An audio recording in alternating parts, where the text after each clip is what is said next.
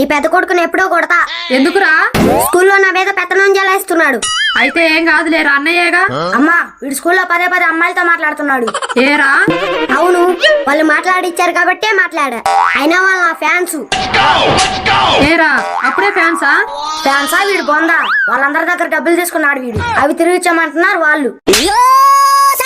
ఏరా, ఆడపిల్లల దగ్గర డబ్బులు తీసుకున్నావా?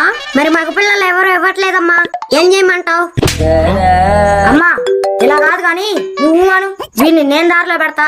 వీడికి దారి నాడటమే సరిగ్గా రాదు, నన్ను దారిలో పెడతాడంట.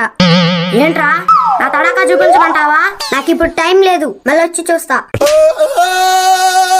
రేయ్ తమ్ముడు అని ఆలోచిస్తున్నా, నేనైతే అస్సలు ఆలోచించను. మరి చూసుకుందామా? ఆయనకిద్దరం ఒకేసారి స్నానం చేస్తాంగా, అప్పుడు ఎటు కనపడిద్దిలే.